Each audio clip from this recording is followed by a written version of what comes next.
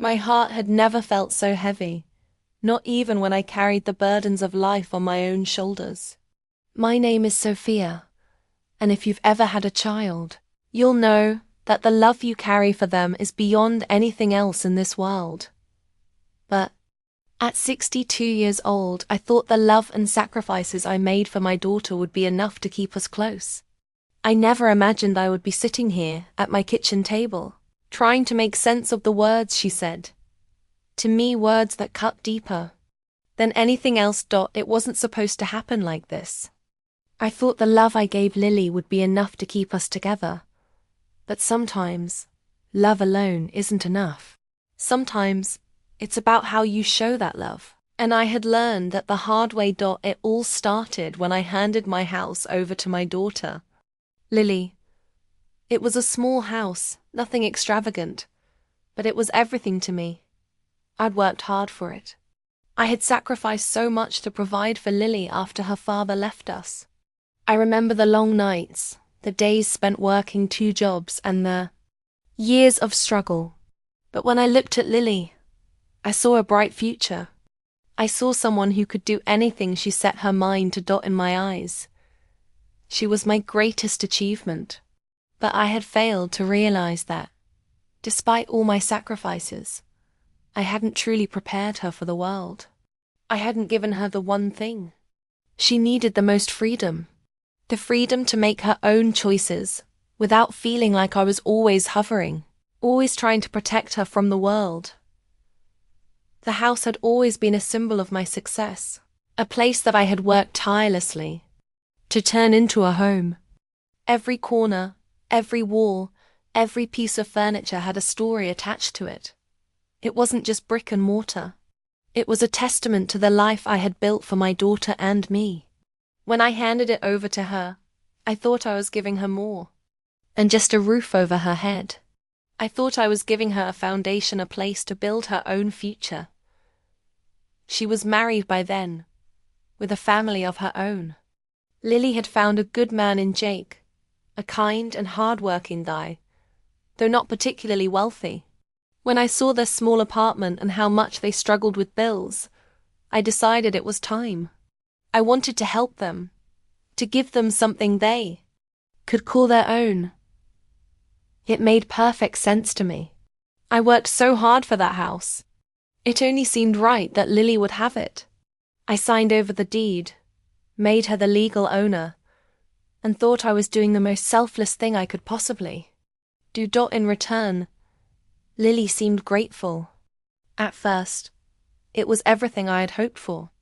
She said thank you, and there were promises to take care of the place, to make it a home for her children.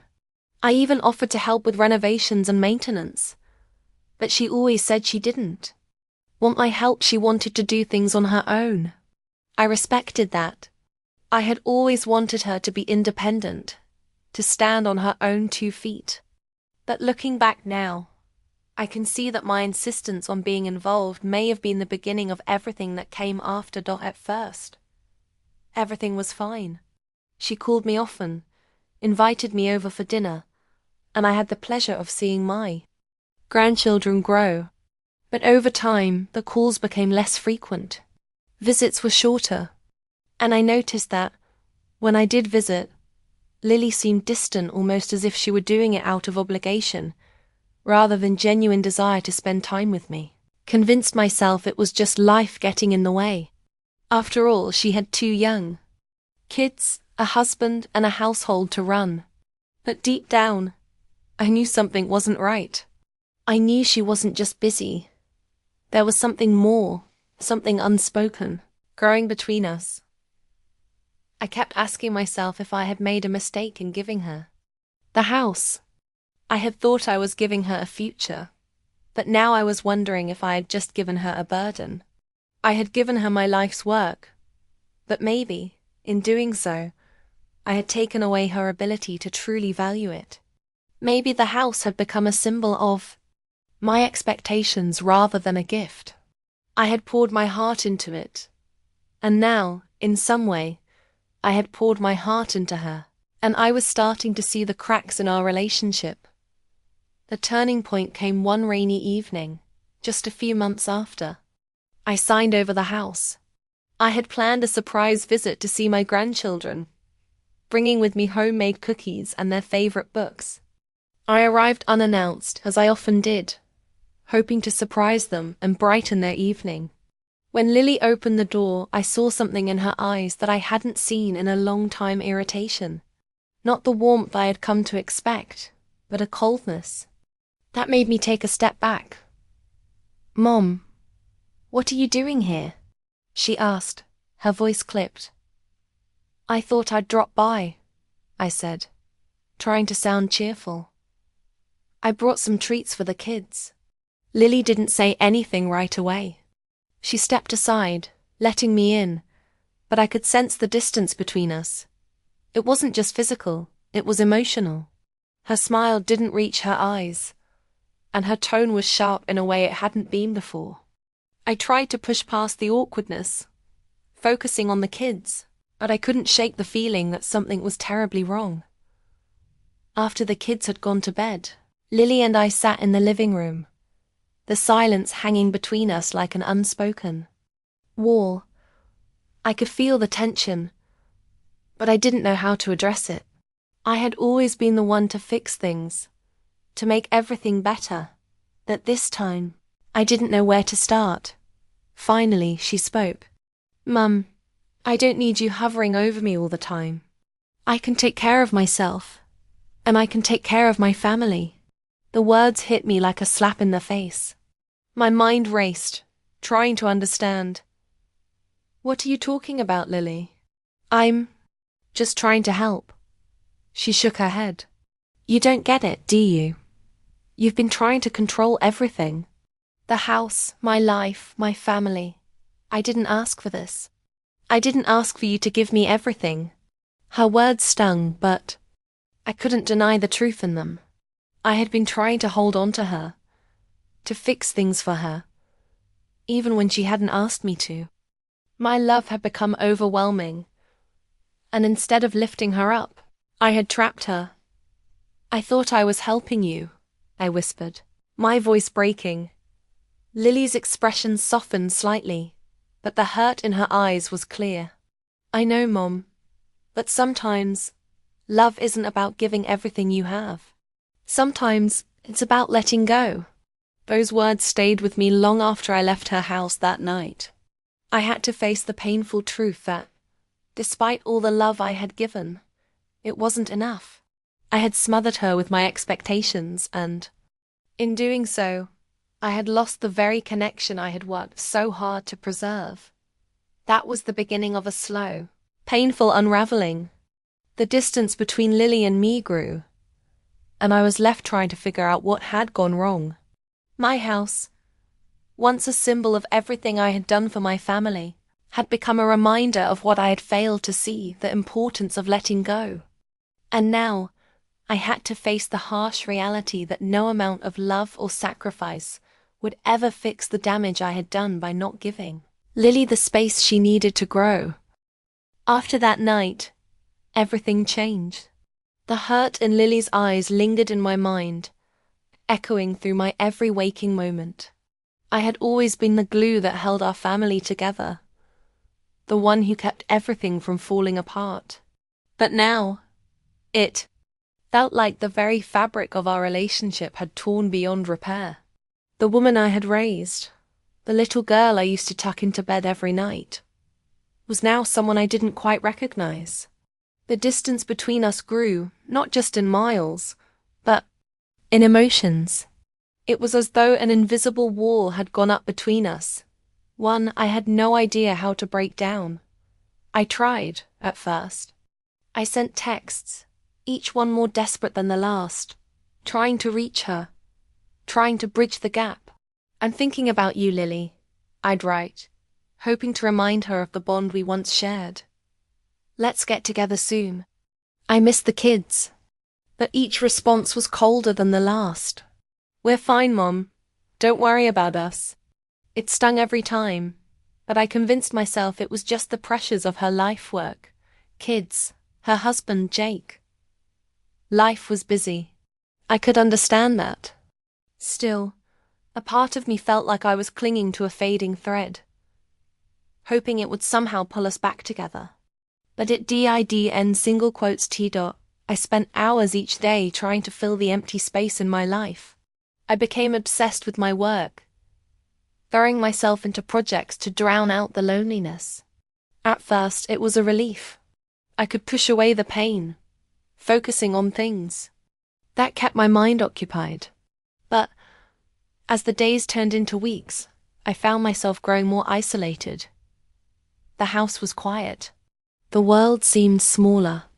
It was as though I was invisible, a ghost in my own home. I would sit at the kitchen table, staring out the window at the empty street.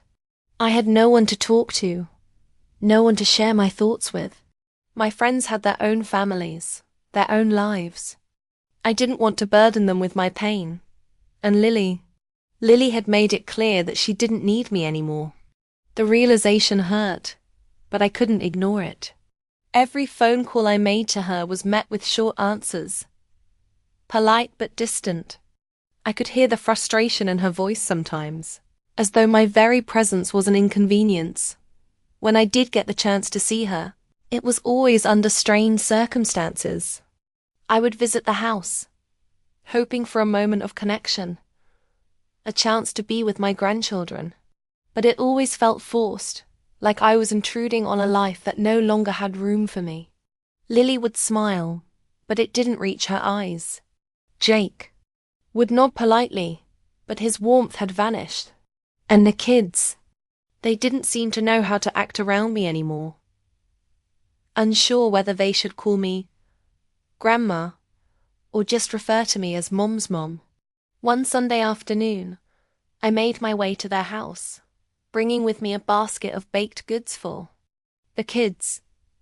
I'd always enjoyed baking with them, teaching them how to make cookies and cupcakes, watching their faces light up as they pulled the warm treats from the oven. But this time, when I arrived, there was no excitement in the air. There was no welcoming smile from Lily. There was no rush to the door, with the children pulling at her sleeves to greet me. Lily opened the door, looking tired, as though the weight of everything was catching up with her. "Hi, Mom," she said, her voice flat.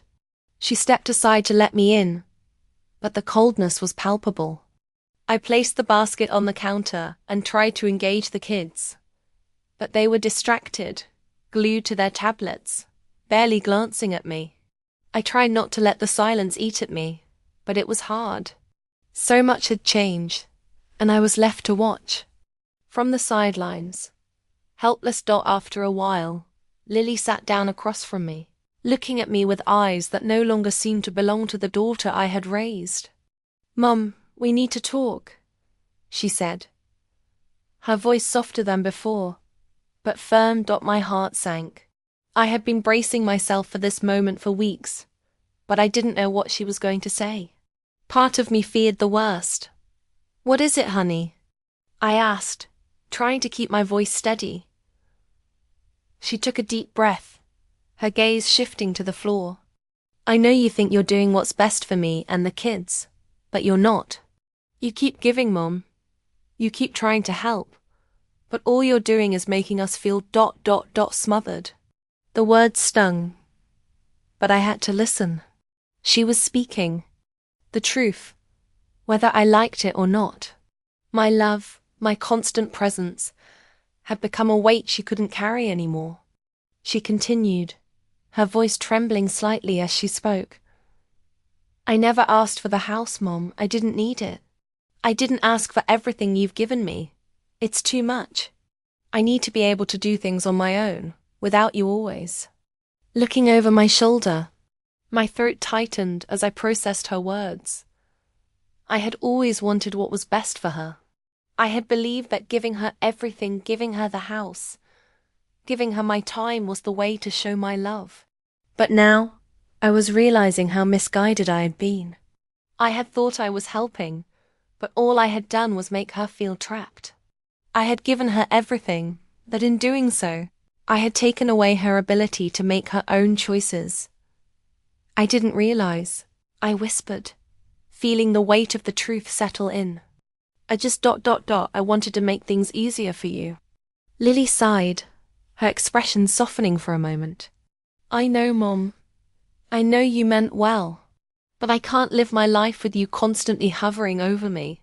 I need space to grow, to make mistakes, to figure things out on my own. The words felt like a punch in the gut. How could I have been so blind? I had always prided myself on being there for her. But in doing so, I had taken away the very thing that every child needs: independence. I had failed to see that the more I gave, the more I took away from her. As I sat there, listening to her, I realized something I had never considered before. Maybe the greatest act of love wasn't in giving, but in stepping back and allowing her to find her own way. Maybe it was time for me to let go too, stop controlling, to stop trying to fix everything. It wasn't going to be easy, but I knew it was something I had to do. For the first time in months, the silence that had been haunting me wasn't as suffocating. It wasn't gone, but it was shifting. The words had been said, the truth had come out, and now I had to face the reality of what it meant to be a mother who had given everything and was now learning that sometimes the best thing you can do is to step aside. Lily's voice broke through my thoughts, soft but firm. I love you, Mom, but I need to find my own way now. Please understand that. I understand, I whispered, though the words tasted bitter. I'll try. The days after that conversation were the hardest. The distance between us was no longer just emotional. It was physical too. I had to learn to give her the space she asked for, to stop reaching out every time I felt that ache in my chest. It was one of the hardest things I had ever done, but I knew that if I truly wanted what was best for her, I had to respect her wishes. But it didn't make it any easier. The house was still there, but it didn't feel like mine anymore. It felt like a piece of my soul had been left behind, and no matter how much I tried to fill the empty space, it never felt full. The silence that followed her words was deafening, and for the first time, I wasn't sure where I belonged in her life anymore. The days following the silence felt like an eternity, each one stretching out longer than the last. I couldn't shake the weight of everything that had happened, and despite all the attempts I made to put on a brave face, I was crumbling inside. The space between Lily and me felt insurmountable, and I had no idea how to fix it, or if it could even be fixed at all. It was around mid-March when I finally received something from Lily that I hadn't expected. An email I hadn't heard from her in months. I didn't even know if she would ever reach out again, but I kept telling myself that the silence wasn't forever, that one day she might realize how much I loved her and find her way back to me. That this letter, though brief, changed everything. It was the kind of message I had been hoping for, but one that also left me filled with uncertainty. The email was short. There were no warm words, no greeting. It was just a simple, stark line that read, "Mum, can we talk?" That's it. Just a single line, but it sent a rush of emotions through me: relief, anxiety, fear, hope, all mingled into one. I had no idea what she wanted to talk about. Was this a plea for reconciliation? Or was it the beginning of a final goodbye? The uncertainty of her message left me trembling, unsure of whether to reply, or if I should wait until she was ready to open up more. But I didn't want to wait anymore. I needed to know what was going on in her heart. I wanted to hear her voice again, to see if there was a way to repair the rift that had torn us apart. So I replied, trying to remain calm, though my heart was pounding in my chest. I asked her when it would be a good time to talk, suggesting we meet at the coffee shop down the street. A neutral place, somewhere we could sit and talk without the weight of the past hanging over us. She agreed, and we set a date for the following Sunday. The days leading up to that meeting felt endless. I couldn't focus on anything. I tried to get some work done, but my mind kept drifting back to Lily. I wondered what she had been feeling all this time. Had she been angry? Sad? Had she regretted distancing herself from me? Or was she simply trying to carve out a life of her own, free from the shadow of a mother who had tried to give her everything? I spent hours wondering how I should approach her. Should I apologize? Should I tell her I was sorry for smothering her, for not giving her enough space? Or should I just listen and wait for her to speak first? In the end, I decided that all I could do was be honest. If she was going to give me the chance to speak with her, I had to be open too. No more holding back. No more hiding behind the idea of being the perfect mother. Sunday finally arrived. I woke up early, my nerves already on edge. I picked out my clothes carefully, trying to look calm and composed, but deep down, I felt like a woman about to face the most difficult conversation of her life. I wasn't sure what to expect, but I knew that whatever happened, it was going to change everything between us. When I arrived at the coffee shop, I spotted her immediately. Lily was sitting at a corner table, looking down at her phone. She hadn't changed much. She still had that confident, graceful air about her. But there was a weariness in her eyes that I hadn't seen before. I hadn't realized how much this had affected her too. I had been so wrapped up in my own pain that I hadn't considered how much she might have been struggling with the same sense of loss. As I walked toward her, she looked up. Our eyes met for a moment, and for the first time in a long time, there was a flicker of something familiar in her gaze, a mixture of hesitation and something else. Was it regret? Hope? I didn't know. She smiled faintly, but it didn't quite reach her eyes. I could see she was nervous too. "Hi, Mom," she said softly. "Hi, sweetheart," I replied, my voice trembling slightly. I sat down across from her, feeling the weight of the moment settle over us. It was almost as if we were both unsure of how to begin. For a long time, neither of us spoke. We just sat there, sipping our coffee, the silence between us heavy and thick. I could feel the words on the tip of my tongue, but I didn't know where to start. Finally, Lily spoke, her voice quieter than usual. "I'm sorry," she said, looking down at her cup. "I didn't mean to hurt you, Mom. I just I needed space. I needed to figure things out on my own." The words hung in the air for a moment. I could feel my chest tightening as I listened to her. She had been carrying this weight too. And as much as I had resented the silence, as much as I had hurt from the distance between us, I realized now that she had been struggling just as much. "I understand, Lily," I said softly. "I understand now. I didn't see it before, but I see it now. I've been so focused on trying to fix everything, trying to make everything perfect, that I never gave you the room to grow. I thought I was helping, but I see now that I was smothering you." Lily's eyes softened, and she reached across the table, taking my hand in hers. "I know you were just trying to help, Mom. I know you love me, but I had to figure out who I was on my own. I needed to stand on my own feet, without constantly feeling like I had to live up to everything you expected of me." Her words stung, but in a way that was liberating.